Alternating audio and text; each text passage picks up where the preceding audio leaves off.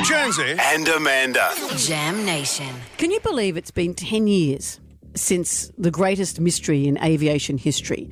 Sky News anchor and investigative journalist Peter Stefanovic is continuing the search for answers of the disappearance of that infamous flight MH370. Peter, hello. Good morning.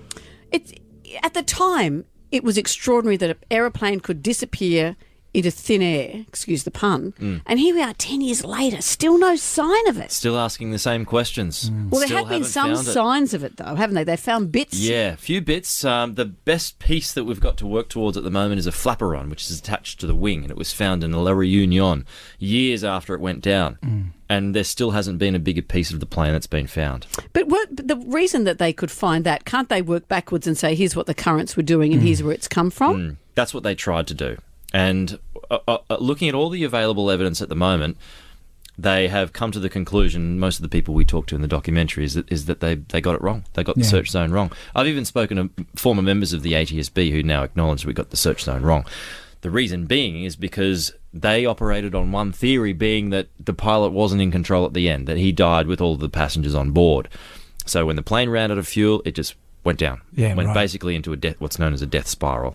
But what they didn't factor in was the chance that the pilot was murderous. That he actually wanted to fly the plane as far as possible, and so once it ran out of fuel, he's then able to glide it another 100 kilometres. Oh, is that the bit? So that's when he's gathered speed. It's gone down. It's gathered speed, and he was able to level it off, which a lot of experienced pilots can do quite easily.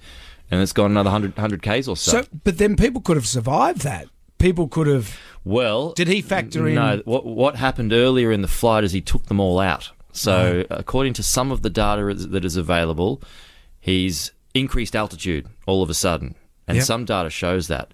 So at that point, and we can't know for sure, but the assumption is that that's when the decompression came on, and he's taken everybody out. Meaning they would have instantly fallen asleep? They died from what's known as hypoxia.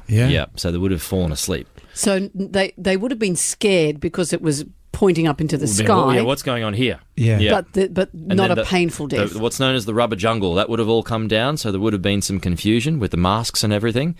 But hypoxia kicks in after about 30 seconds. So if there's a plus in all of this, it would have been that they died peacefully. Wow. And it's established, isn't it, that it was a deliberate act on behalf of the pilot. But he left no note behind or any of this, did he? And that's why we need to find the black box, because we're hoping that there might be some audio, maybe some messaging that's on that. A crucial piece of evidence which backs up that theory is that his own flight simulator that was found at his place in Kuala Lumpur had those coordinates in the southern Indian Ocean mapped into it.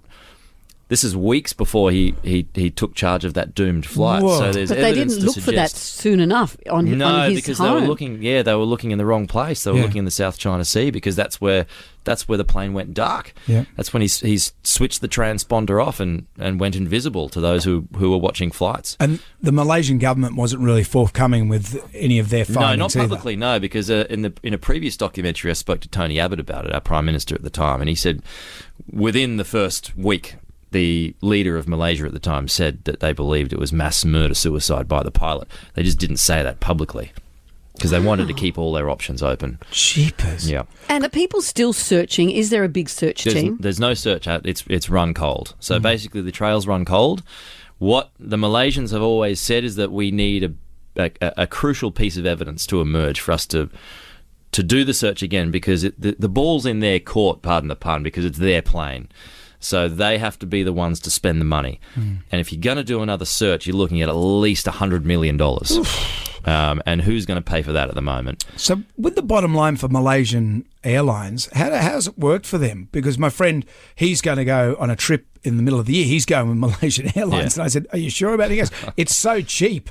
It's so cheap at the moment. I got very nervous flying Malaysia Airlines not long after this, and then you had MH370 as well. They had that bad trot, remember? And I remember flying outside of Perth on the way to Kuala Lumpur, and it started veering off that pre-programmed route. In the southern Indian Ocean. I'm like, wait, what's going on here? You'd be feeling Doesn't like make me feel very you've got to good. go and check on the pilot, mate. Is everything okay at home? Are you okay? Have you got all your It's charts? probably the most checked airline now, Yeah, meaning yeah. they'd have done every Yeah. stringent test possible. Other than that, it was a nice flight. What was Yeah. the in-flight movie? I can't even remember. I was sweating at the time. But didn't stop you from flying Malaysian No, Airlines. well, sometimes there's not many other options. You just got to go. Got to use those points somehow. I've got a good deal at the moment. The unsolved disappearance of MH370 is on tonight at 7:30 on Sky News and Foxtel. Pete Stefanovic, thank you. Oh, thank you. Thanks for having me.